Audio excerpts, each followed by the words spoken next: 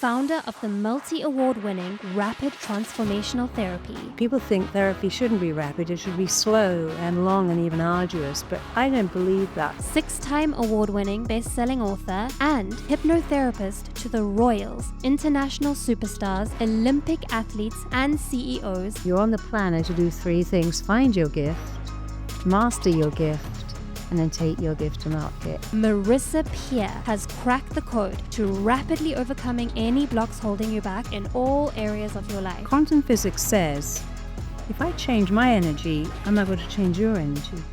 And if you change your energy, it changes everything. Live out your dreams, starting in 3, 2, 1, fun. So, let's just get straight into it. What is RTT?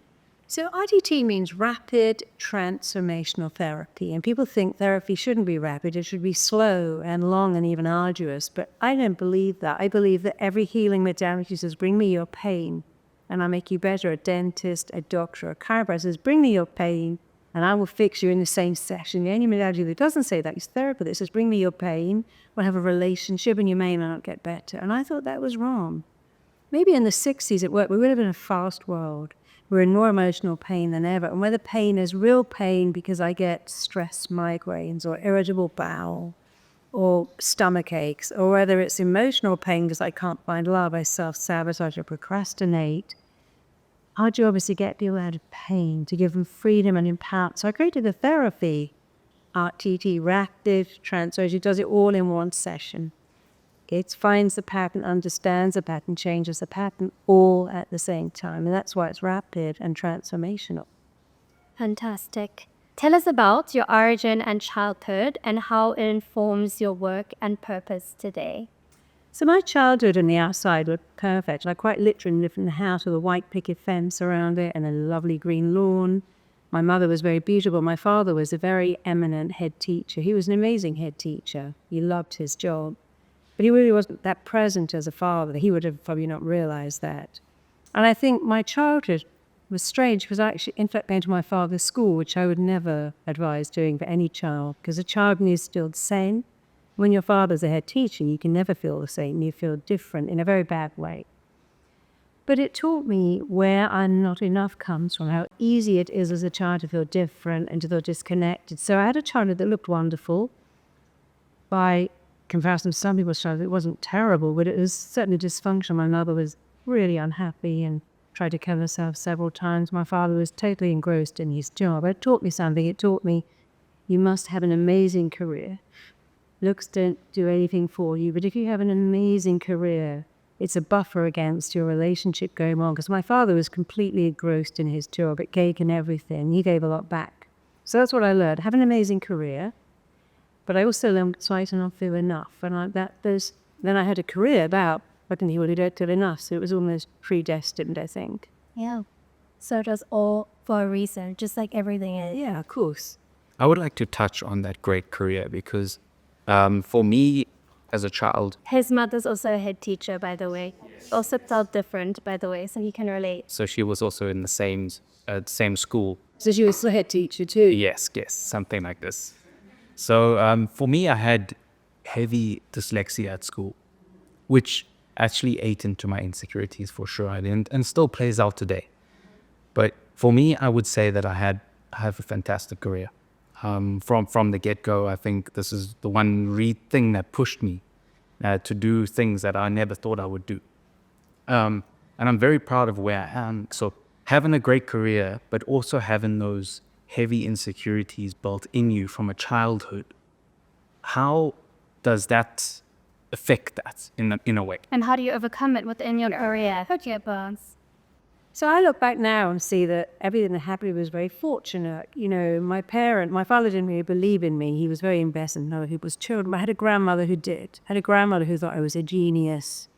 And she was my one cheerleader. And of course, I learned something very important then, which I tell all of my own therapists. I've trained 19,000 so far. Wow. And I tell everyone, a child needs one person to believe in you, just one. Sometimes as a therapist, you are that one. And anyone listening, if you can be that one person, if you say to any child, I see something in you, I think you're amazing, I think you're talented, beautiful, extraordinary. So I had one person, and actually that's all you meet. And my grandmother was amazing. So I had her. So I had that very contradictory child. I lived in a home that was somewhat dysfunctional, very unhappy mother, very a worker's father, older brother who went to private school, younger sister went to private school. I went to state school. I was not the beautiful one or the smart one. But that also gave me something called I'll show you, because I always have I'll show you. My parents, they weren't mean to me, but they just didn't see my potential. But my grandmother did. So I guess it comes back to that. You just need one person to believe in you. So that was always my greatest gift, that I had my grandmother. She was amazing.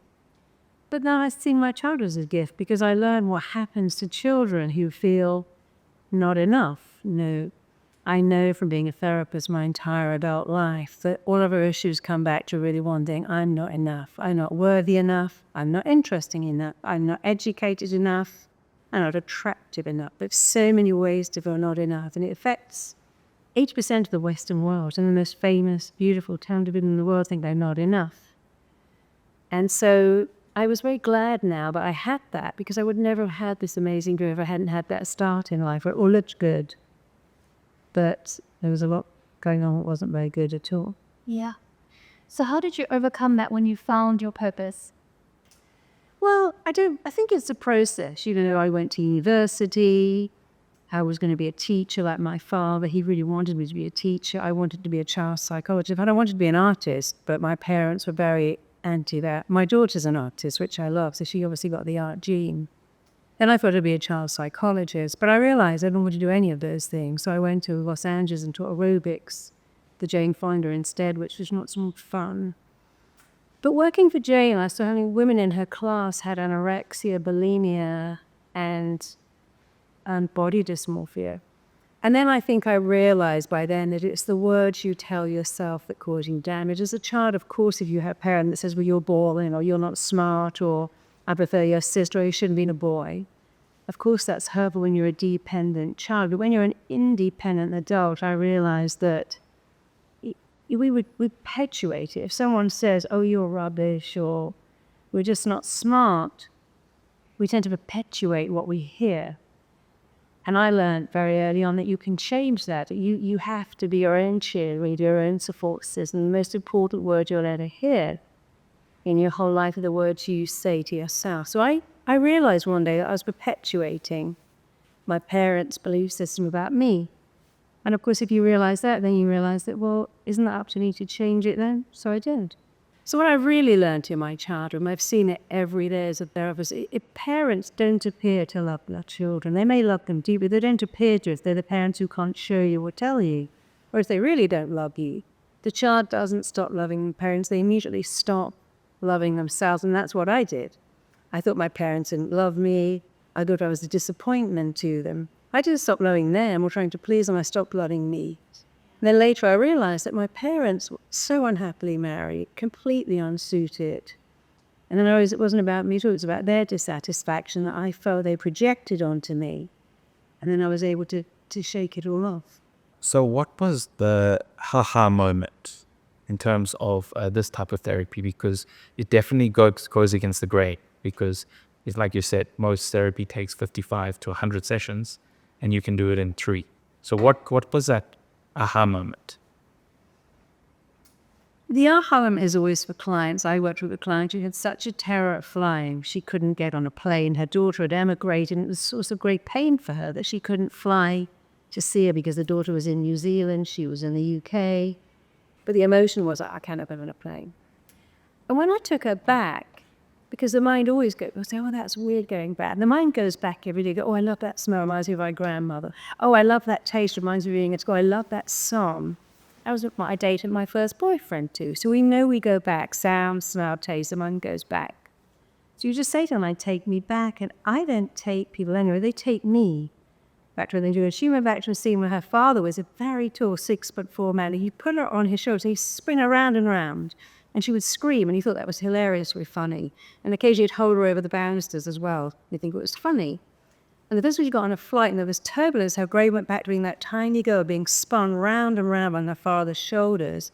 And she felt like a helpless child. I can imagine the feeling. Yes, an adult can say, hey, I don't like that, stop. This is horrible. A child can just scream. It's like when you tickle a child and they scream. They're not always screaming because they love it, but some people don't read the cues. So that was how I'm not even scared of planes. I don't like turbulence. It reminds me of being 2.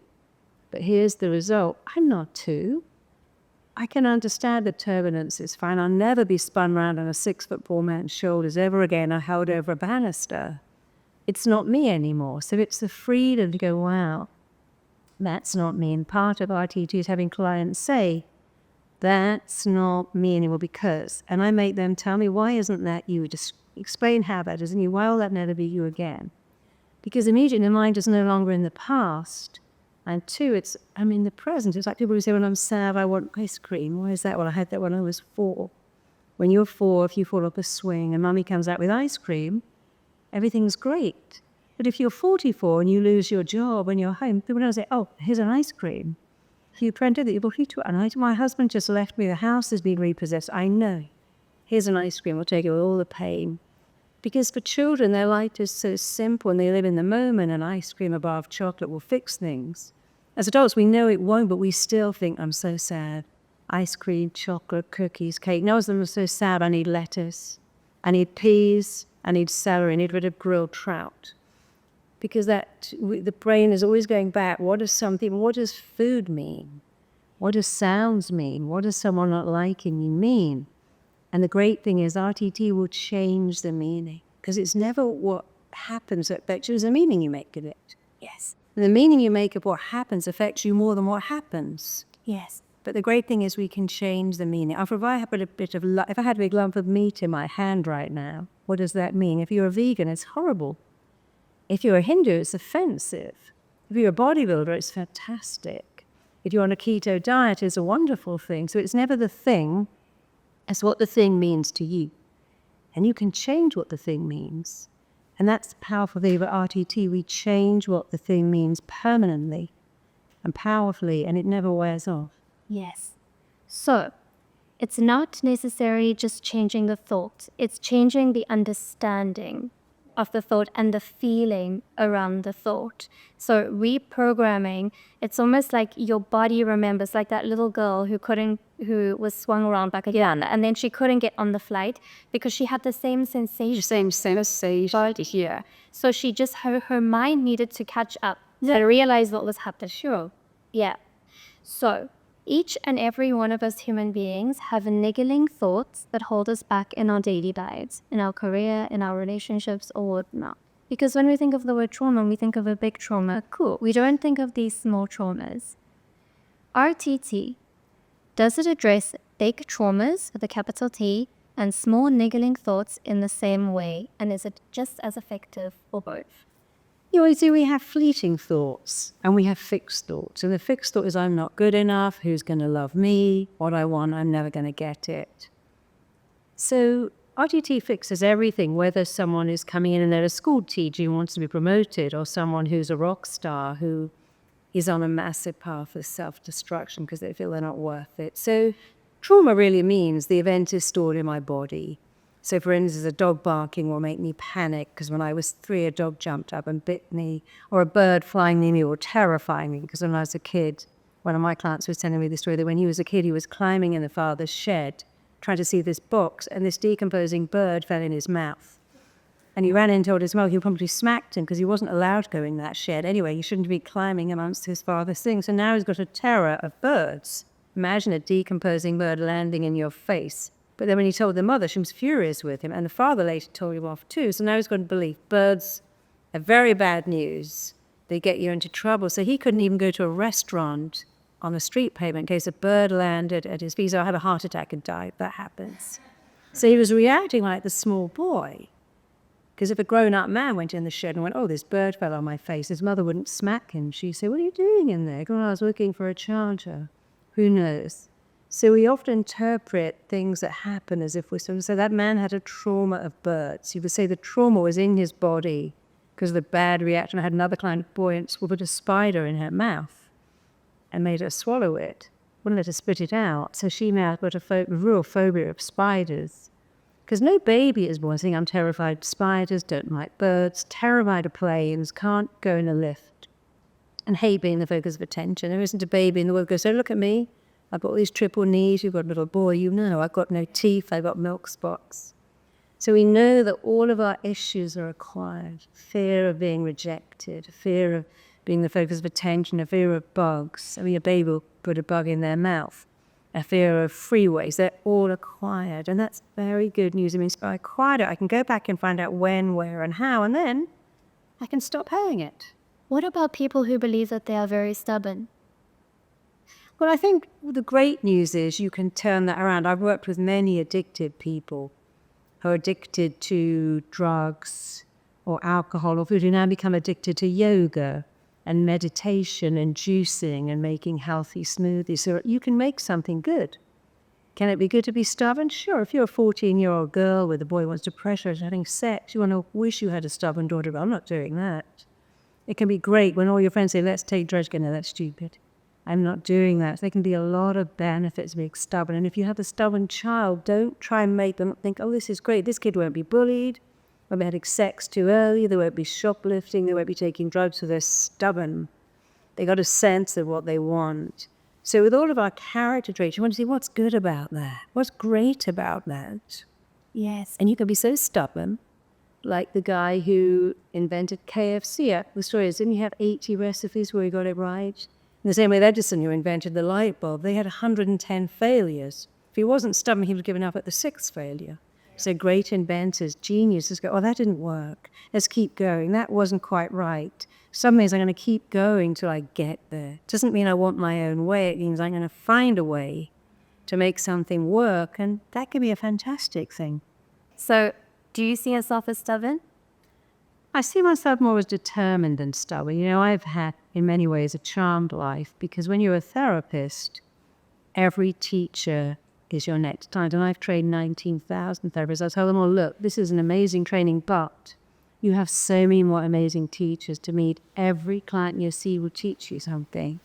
So I didn't have to be stubborn. I was very lucky that my clients would go back and go, oh my God, that thing you said, that thing you did, that thing on the recording has changed my entire life. I go thinking, what was that thing? Because one thing was different to every client. So I collated everything that worked, whatever gave me a stunning turn on. Clients would give me feedback. It was that phrase. It was that thing. You made me say that, do that, look at that, reassess that. So my clients actually gave me RTT, and then I gave it to other clients. So I didn't have to be stubborn because it was sort of handed to me. But I think if I was stubborn, if I was determined, you know, I do actually, you know, maybe I'm, because I don't ever take no for an answer. I don't do no. If someone says no, I hear no right now or not at the moment. Or, you know, my first book got turned down, but I just kept sending it back until it got accepted. And then I got so much more money than I would have got. The first people who turned it down offered me such a little advance, and I got a massive advance a year later. So stubborn is keep going. You know, don't be a quitter. Sometimes success is right around the corner, and you don't hear deny, you hear delay. So when someone says no, like if you watch Dragon's Den or Shark Tank and someone says no, they hear, no, that's not quite the right project. No, that's not right for us. No, it's not right at the moment. But they never hear no. They hear no in a particular way. They hear a delay. Yeah. And in fact, the man who made Trunky that little suitcase, he was laughed off Dragon's Den. And now you see it all over the world. Yes, the strap broke, and they laughed at us, but it was a prototype. And he said it's a prototype. They said it's rubbish, the strap's broken, and they wouldn't invest. But it was just a prototype. And he said, I was so upset, but he had the same thing. I'll show you. Yeah. And he did, and he didn't need their money. Yeah. So, you know, we think success is, you know, what can I create? But the most successful companies don't create anything. They master something. Starbucks mastered coffee. Dyson mastered fans and hairdryers and vacuum cleaners. Lululemon didn't invent little black leggings. They mastered them. So success is not, hey, have I got the money? Can I invent a product? So what's out there? Can I master it? And that's what I did. I looked at therapy, thought therapy is a bit outdated. It's slow, it's painful, it's expensive. Could I master it? Could I make it better? And coaching too. And I think I did. I looked at therapy and coaching, thought, it's all the same. Every coaching program is the same. Our RTC, rapid transformative coaching, is totally different. So success is about finding something out there and mastering it. That's what gyms did. That's what so many great people did. They mastered something that already existed. It's the fastest way to be successful. Don't invent something or have to spend a lot of money. Invent something, just master something that's already there. Yeah, that's so true. I mean, that's what Sephora did. They took all these beauty halls in shops and created a beauty hall on the high street. So clever. Yeah. Just, people like wandering around beauty halls, but they got to go to a big department. Why don't I put one everywhere? Yeah. Just takes one stubborn person to make something incredible. Exactly. Yeah. So I was actually thinking more along the lines of, will stubborn clients be more difficult to work with because they are so fixated on the way they're thinking or their understanding of their thoughts? But actually, it's about them understanding that it's a gift. The stubbornness is a gift. Everything you look at is a gift if you look at it differently. I remember years ago, there was a very famous case in the UK about the police officers finding young kids with half a tennis ball in their pocket. And what is this? And then one of them told them, if you put half a tennis ball in a Mercedes and hit it, it disables the locking system. Now that's genius. Those children should be working for Mercedes, working for Porsche. They should be working for anyone that has a locking system on a car.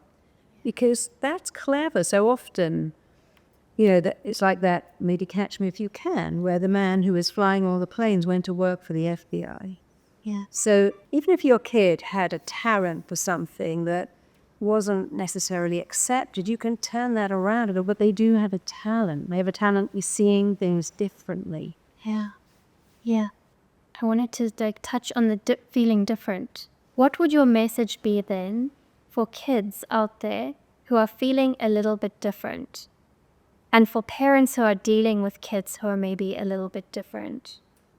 I think the world has started to love different. If you look at something like Game of Thrones and so many different programs, it was suddenly taken off. And even Harry Potter, where the kid is, it used to be that we wanted to be the same. The square peg couldn't fit into the round hole. But for the first time ever, nerdy kids and are suddenly okay. So we've got to celebrate being different. I have many clients with autistic children. And what shall I say to my kid? I said, tell them they're a genius. They've got a genius brain and they're really good at numbers or facts or memorizing. So I would say to any child, you were born with a gift and you're on the planet to do 3 things. Find your gift, master your gift, and then take your gift to market. What does that mean? It means, what do you love doing between the age of 5 and 15? Because that's your gift. If you love puzzles, you're probably going to be a strategist. Jo Malone was forever, apparently, at 5, taking little petals and making perfume. I was always writing stories, and I've written 7 best-selling books. So go back and look at what you loved at those key ages, 5 to 15. That's a key to your unique skill set. And then when you found your skill set, master it. What does that mean? It means go online. We live in a world of so many free tutorials. Learn how to master your gift, perfect the art of whatever it is you love. And then when you've finally done that, you can make a business from it. And the days of I got to go to school, get a degree. I mean, that's all great, but the whole education system is going to change so dramatically. We have our program in so many schools, and it's not about education, it's about emotional resilience. If your kid is a genius at IT, why bother learning French? Why not just focus? In Finland, you self-select all the lessons. You only go to the lessons you like, because you'll naturally go to the lessons that nurture your skill set. Yeah.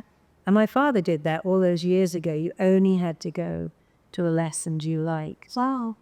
And all the art kids went to art, and all the techie kids went to tech, and all the other kids went somewhere else. Because you say, well, why bother? Who's going to learn Latin? Unless you're going to be a doctor, what's the point of learning Latin? Yeah. How are you going to use that? We know that all our years learning French, Mandarin now apparently is a language you need, not really French. All the years learning spelling, I believe in spelling, but it doesn't matter to kids because they're on their phones. They have autocorrect.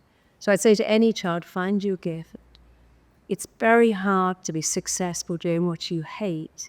Find what you love. So when you do what you love and love what you do, it never feels like work. I feel like I've never worked a day in my life because I do what I love and I love what I do. And I actually work very hard, but it never feels like it because I love it. So our gift is really, what do you love? What makes your aunt sing?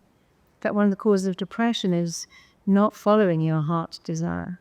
So as a small child, what do you love? And how could you take this and make a career from it? How could you take that to market? What could you do? Yeah. Yeah, so going back to telling your children, you're a genius at this, you're great at this. Narcissism today is a buzzword. And immediately, I feel a little bit of a fear of creating a narcissist or becoming a narcissist if I'm telling myself great things about myself all the time. Although narcissists do create a grandiose persona and a fantasy world in which they live in order to mask deep insecurity. So please explain to us how telling yourself better lies is different from narcissism. Okay, so my grandmother told me I was a genius because to her I was. My grandmother was born in poverty. She was raised in a workhouse and didn't go to school. So the fact that I read Shakespeare to her, I was a genius. But I never said I was a genius. She did. And she made me feel better about myself. What a parent will say to a child is, you're so good with a doll. You're so good with your grandparents. You're so good with your sister. Wow. I love your drawings. You're really good at art, or you're really good at maths, or I love the way you can write these engrossing stories. So a good parent will notice their child's talent and focus on that. You wouldn't go, well, you're a genius, you shouldn't do anything. You'd say, darling, your gift. Your gift is designing. You don't have to worry about maths or science because this is your gift. So it isn't about telling a kid they're good at everything, because we're not good at everything. That's the problem with the schools. They try to make you good at everything. It's noticing your gift and saying, look, I think you're going to be a police officer or a fire officer, or maybe you're going to be a designer because you're always drawing. It's noticing their gift and encouraging that gift. So then instead of making them a jack of all trades and a master of none, they can really put in, I have a gift. I'm not, my friend is good at IT and I'm not. But my gift is something else, because the thing that hurts kids so much is comparison. You know, you imagine going to school with these stream of kids and you're in the lower stream. What does that say to you? It says you're not good enough. These are the smart ones and you're not one of them. You're in the lower stream. I think streaming is awful. I think having a prize is awful, because the prize goes to those kids who are naturally bright. And you should never reward achievement. You should reward effort. The kid who works really hard to get the reward, not the one who can do it in their sleep because they're so smart. Yeah. So what you're doing is raising your child's self-esteem. And if you raise their self-esteem by saying you're a good kid, you're a smart kid, this is your gift, this is your talent, and you're great company, and I love talking to you, and you're such fun to be around. If you raise their self-esteem, and academically you do better anyway. The job of the school is to raise a child's self-esteem, but they're very concerned with academic results. But if you raise a child's self-esteem, the academic results will raise right at the same time anyway. Yeah.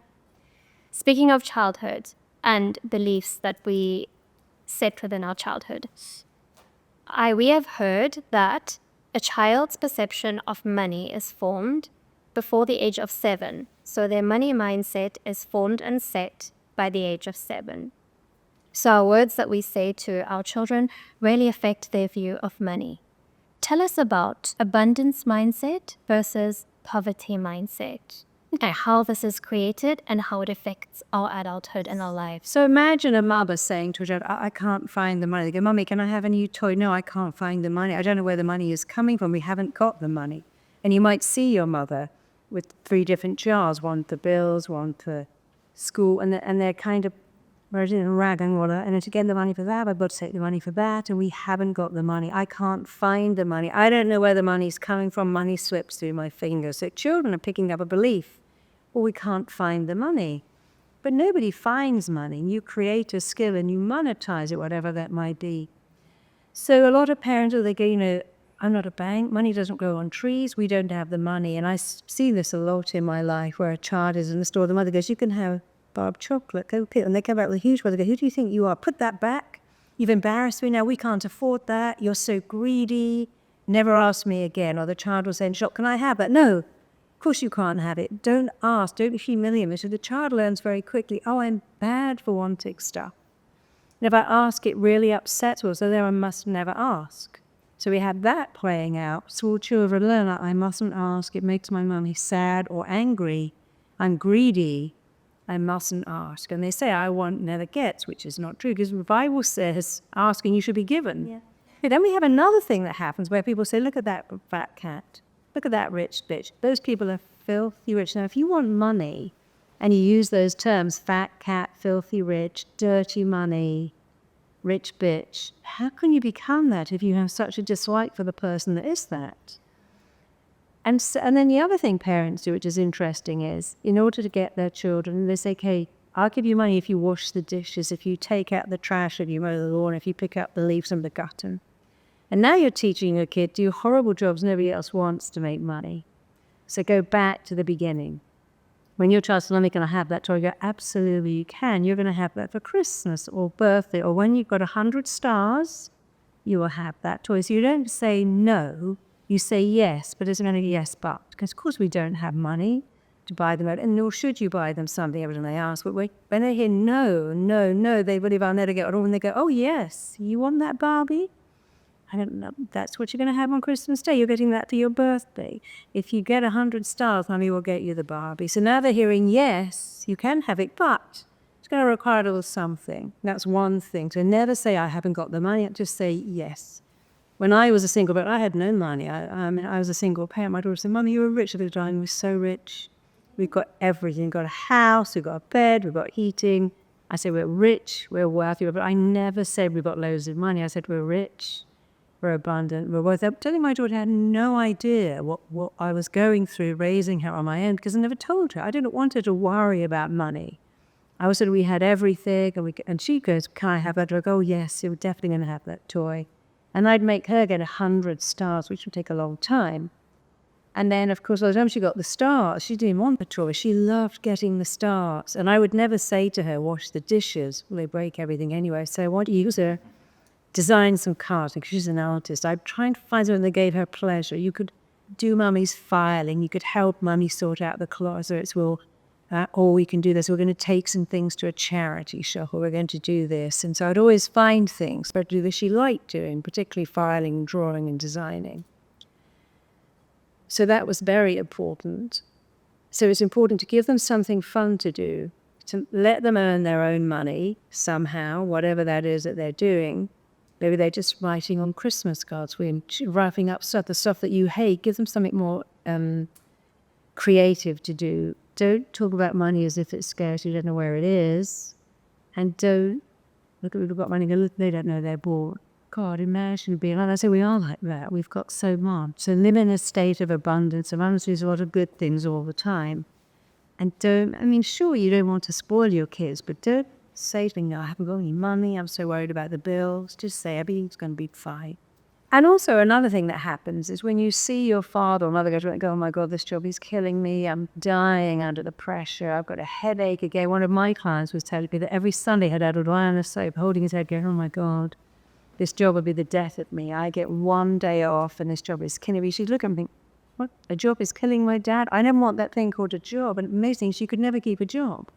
Yeah. So the other thing is to say, I love going. I'd rather be home with you more than anything in the world, but I love going to work. Mummy loves creating, designing, producing, selling. So make them see going to work and doing something as a wonderful thing. You get paid for it, but you love it anyway. We have a whole generation of people now that think working is a dirty word.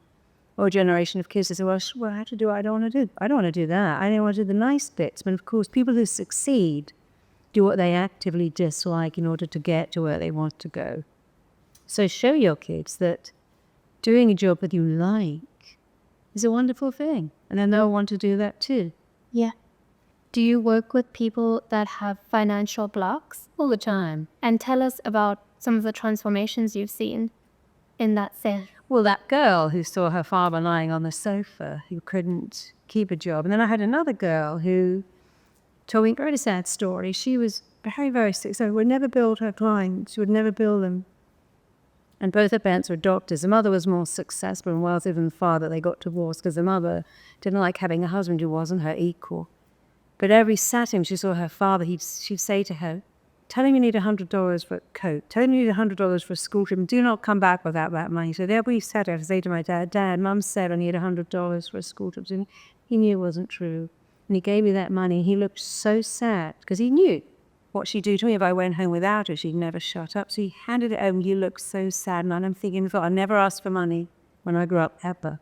And here she was, couldn't bill her own clients because of that blocking thought, that limiting belief. I had another one who was telling me the story that they used to go to India every year to see the family. And they were okay. I mean, not wealthy, but okay. But the village children didn't have anything. The first time I was the mother said, give that little girl your doll. She's got nothing, give it away. And she said, that was my baby. My mother made me give it to her. The next year she said, give her your shoes. You don't need them. You've got more at home. Then I had to give her my dress. And then I thought, if I never had anything, no one's going to do this. I've had to give away my doll, my favorite party dress, my favorite party shoes. I don't want anything now because my mum's going to take it off me and give it to those other children. And that's what she had. She could not keep a job because she had this thought. If you have nothing, people can't take it up to you. So I've had many clients who go back, and this girl was an amazing chef. In fact, when I met her, because she catered a party, which she told me she had no money. She had 2 restaurants that all got bankrupt. Now she was doing this catering. And it was all because of this belief. And after that session, she did so well. She's doing fantastically well now. So what you believe about money, you see, you make a belief, and then the belief turns around and makes you, and then you have confirmation. I was looking for proof of what you have chosen to believe, unconsciously chose, and you'll always find it. So you got to make better beliefs. I attract money. I do good things with money. If I have more, you have more. See, we hear that you've taken a bigger piece of cake, now your brother's got less, that's bad. So we hear, if I have more, you have less. But if I have more and I give you more, and the more I have, the more I share, then how you get rid of your money fears is to make a list of all the good you would do with it. For me as a therapist, because I'm very successful, I've got a whole program in schools. We haven't charged anything for that. If you go to marisapeer.com, you'll find free audios on money blocks, love blocks, health blocks, success blocks. Because we made them, produced them. We have a production team that we pay. If I hadn't got money, I could never do that. So when you have money, if you can do good things with it. I had many clients who are billionaires who I've got so much money. Actually, one of my clients rewired a whole swathe of the countryside because he had so much money. He made a place where bees came and butterflies, and he gave them immense joy. And he wasn't even spiritual. He said, I was always an ambitious go-getter, but now I've become spiritual. I've got so much money, I might as well be spiritual and help rewild part of the UK, which he's actually done. So don't worry about, are you not spiritual? Maybe having money could make you spiritual. Absolutely. It's incredible, yeah. I mean, if you look at our group now, we have a lot of members join in, and one of the reasons why they join in is because of the amount of debt they have. So what would you say to someone with a lot of debt? A lot of debt is scary, and people think, for me, for instance, when I was a single parent, I had debt. I was a single parent, paying for everything myself. And I was a therapist, and I had a wonderful job, but I wanted my daughter to go to private school, and I could do it. So I was a single parent, and I could manage the school fees but that was it. We didn't go on holidays, and it didn't matter, but all her friends at private school were going on holiday, and I thought, I need a second job. But I loved being a therapist. I worked from home, so I could be there to my daughter. The second job had to also be from home. And I think I can write a book. So that's why I wrote a book. I was thinking, if I'd had a partner paying all the bills, I never would have written books. So I was actually very glad I was in that position of, gosh, I've got to find another job. So your potential expands as you move towards it. When you move your mind to a new dimension, it never goes back. So you have to think, what could I do? What could I do to create a second income? And that's quite hard. Because you may be answers over and over again, and it's not, we'll go out and get a second job, be a cleaner at night. It's how could you generate another income stream? What is out there for you? And we're very lucky in the days of social media. There's so many tutorials. So think of what you could do. How could you create a second income stream? And many people have been up against the wall, or say it was being up against the wall that maybe creates something. And I love this story. You might know it. There's a trope of My Little Pony. Who are My Little Pony? Yeah, My Little Pony. And the man had 3 daughters, and they had no money. And he said to him, you only have one gift for Christmas because you haven't got any money. What do you want each? He goes, well, a Barbie or a toy horse. They just couldn't decide. They wanted both. So he created My Little Pony, which was a Barbie and a horse. And he was being that broke that made him do that. My daughters want a Barbie or a horse. Could I make a Barbie-fied horse? Whoa. And there's lots of stories like that of people who had an idea, like the woman who made the babies' bottles with a hole in the middle so the baby can hold them. And so many people who, in their own life, thought, could I master this? Could I perfect this? Could I create something? And the wonderful thing is, if you're creating, people buy something that makes you feel good.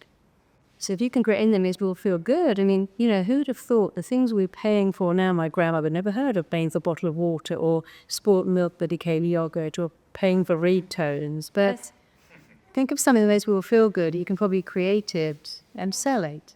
Yeah. For the people out there, especially in Dubai, because we are mixing pot of cultures, and a lot of cultures are kind of against therapy. It's a bit shamed in some of the cultures.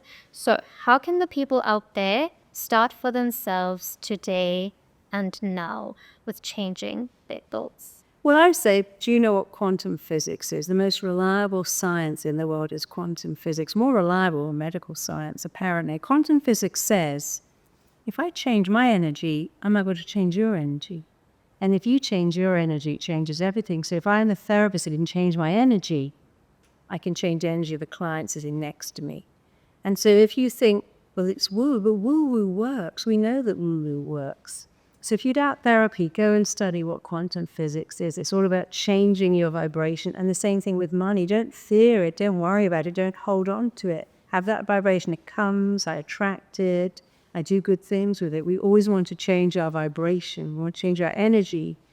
80% of your success in any field is down to mindset. So have that mindset of I'm worth it, the energy, the vibration of I'm worth it, and I deserve it. And one thing I would say is sit by yourself, put your hands on your stomach and say, I'm worthy of great wealth. I'm worthy of love, whatever it is, I'm worthy of success. And notice how you may feel sad, you may feel angry, you may feel fearful. You might think this is nonsense. And you know what that means? You just don't believe it. So keep doing it until you do. And then you've changed your vibration, you've changed your mindset, you've changed your energy. And then you already go to success. It will come to you. So go and play with energy. See how it feels within you and see if you can shift it and see if you can tap into something new. Something maybe that you've never felt before, because that is simply programming from your past. Exactly. And you can create better feelings. Sure. And since we're all born knowing we're enough, all we're saying is, why don't you reactivate, remanifest, and regenerate the gift you were born with? There's no one took away. You just buried it under these blocking thoughts and limiting beliefs that you can get rid of. And you can reactivate your birthright. You're enough. And you're worth everything. Fantastic. And Marisa, what are you doing in Dubai to help people in the area to transform? So in Dubai, I'm putting my program into the school system, which has always been my life's work. My life's work is to put myself out of work, so the next generation don't even need therapy.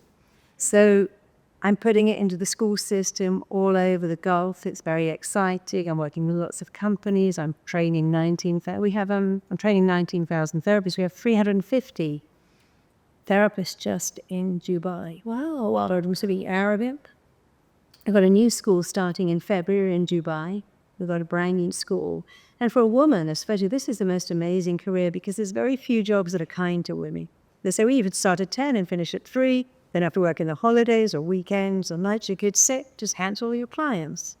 So being a therapist gives you tremendous freedom. You have flexibility. You can work your own hours. You're your own boss. You can charge your own fees. You can work entirely around your children being at school. If they're little, you can work in the evening when they're sleeping. So we have a lot of women, but a lot of men too say, well, I love being a therapist. We've trained quite a few Emiratis are really taking it into their own culture, the culture where men are big and tough and strong and never cry, and women don't make a fuss. And they're all saying that this is amazing. That's beautiful. And it's incredible the network you've created in Dubai. I mean, he's very excited to see it blossom. Yes. Where can people find you? So if you go to rtt.com, you can find out how to train to be one of us, or you can find an RTT therapist like you did. So rtt.com, you can find a therapist, or you can become a therapist. You don't need any background in therapy to train with us. We have 19,000 therapists all over the world. Do a great job. A great job will give you connection, significance. It will give you meaning, purpose, growth, and diversity. And you make a difference. And so it's a great career. So you can find that there. Or if you want to find out where I'm speaking, go to marisapeer.com and also take those free audios for money blocks, love blocks, health blocks. and success works. They're all there. Take them, enjoy them. They're completely free.